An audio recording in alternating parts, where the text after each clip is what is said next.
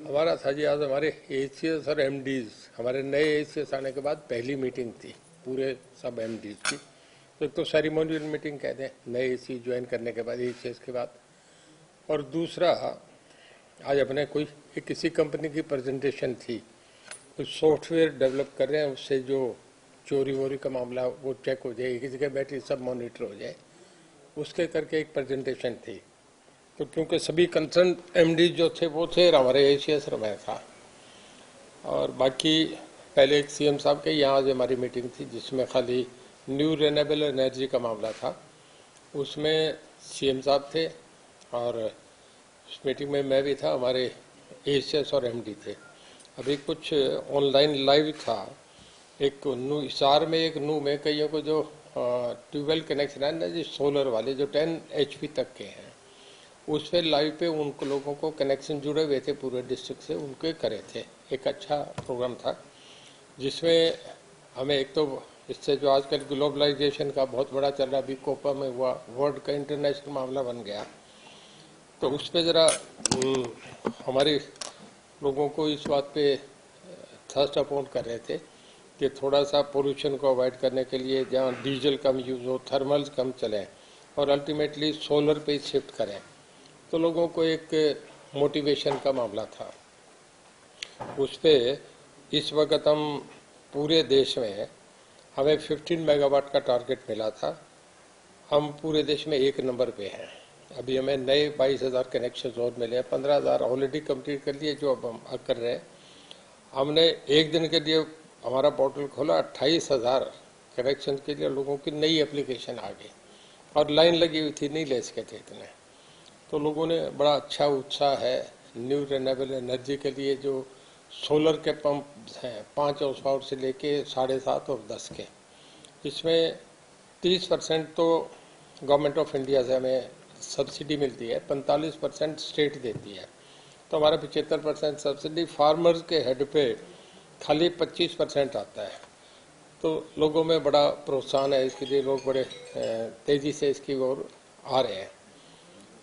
तो मेन तो इस इशू पे था।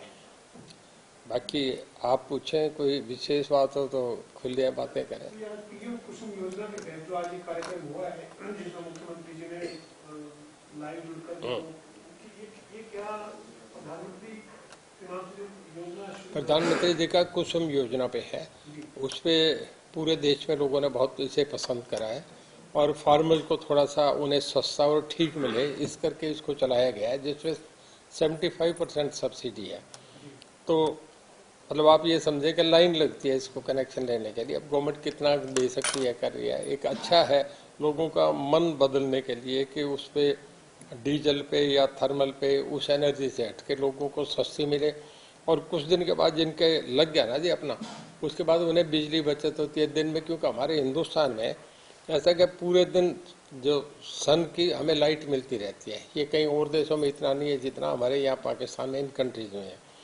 तो सोलर एकदम पूरे दिन में तैयार हो जाता है, जितना उसको तो सारा उसी से बनना होता है ना।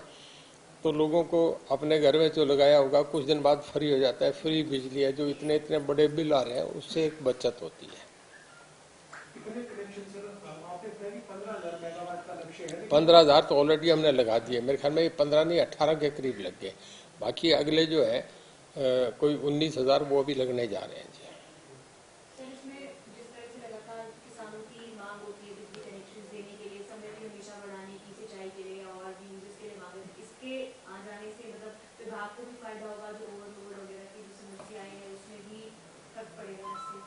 इसमें ऐसा जी कि जो जिनके बड़े फार्म हाउस हैं 100 एकड़ के, 50 एकड़ के, 30 एकड़ के, उन्हें तो बड़े कनेक्शन चाहिए, उन्हें तो दूसरे ट्यूबवेल चाहिए। ये जिन पे 5 एकड़, 2 एकड़, 3 एकड़, आज एक महिला थी जिन्हें 1 एकड़ में ही चाहिए था, तो बता रही थी मुझे इतना पैसा मिल गया। सीएम साहब से पूछ रहे थे आपको गवर्नमेंट से कितना मिला। तो 1, 2, 5 एकड़ वाले को ये बहुत सस्ता है और उन्हें 5 एकड़ के लिए बहुत सफिशिएंट है इससे पानी सबको सप्लाई करना।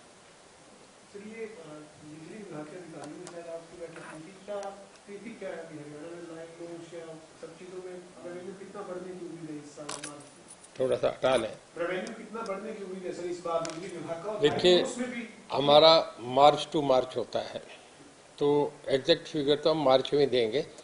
और काफ़ी नीचे आ रहा है हमारा। अब आप ये समझे कि 14 से नीचे आएगा जी। अब बाकी तो हम जब ये हो जाएगा तो उस दिन बता सकूँगा, पर बहुत हमारा बहुत हम जो सोच रहे थे उससे भी अंदाजे से बढ़िया जो कंटिन्यूसली साइमल्टेनियसली रेड हुए, इसका बहुत अच्छा मैसेज गया, एक स्ट्रॉन्ग मैसेज गया कि चोरी नहीं करने। जैसे ही चोरी रुकी उतना लाइन लॉस कम होता जा रहा है। सर, पंजाब में पीएम जो है इस स्थल तक नहीं पहुंच पाए, उसके बाद से लगातार आरोप प्रत्यारोप का सिलसिला भी जारी है। इस तरीके से देखिए, आपका क्या राय है? देखिए, मैं कल से डिबेट को सुन रहा हूँ टीवी पे। मेरे ख्याल में ये मुद्दा सबसे ज़्यादा चल रहा है।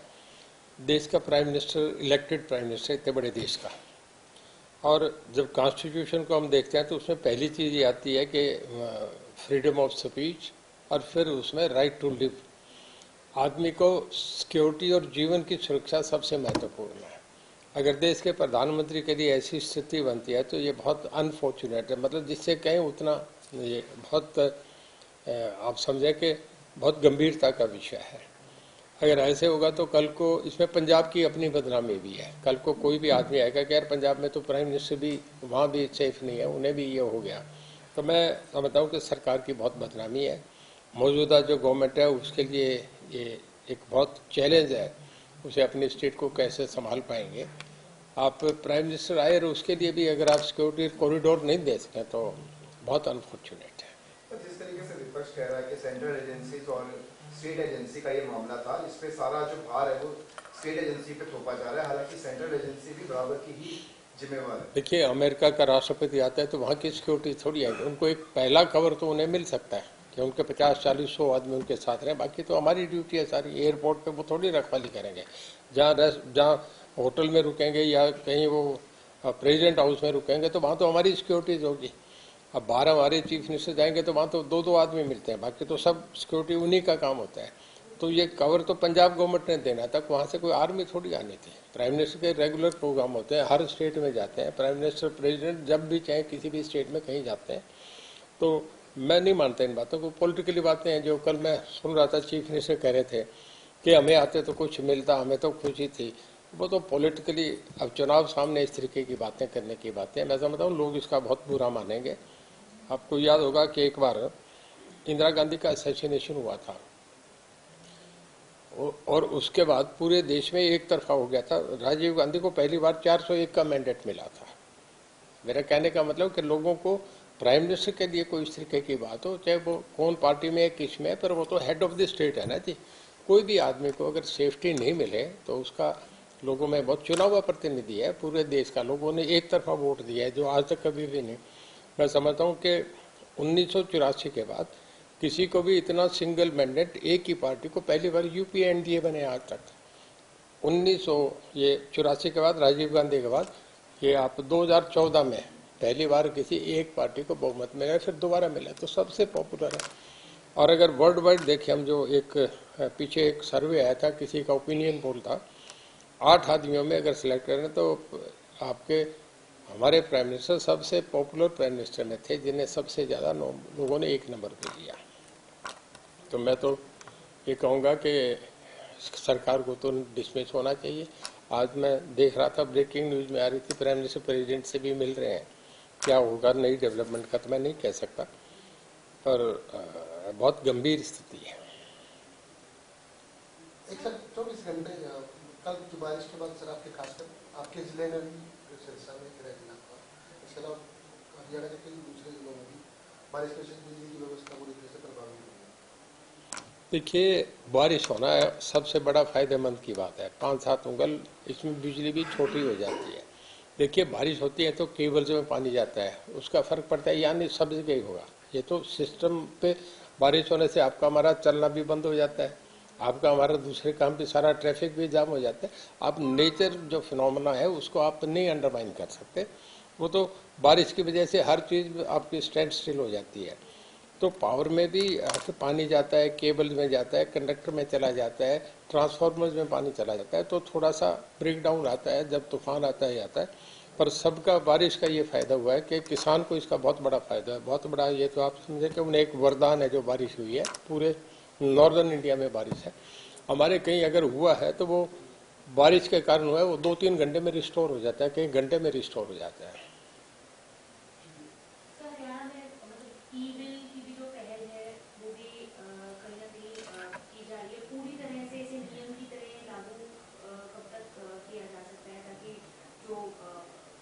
खर्चा है वो भी बच सके, बिल जो है वो भी बच सके।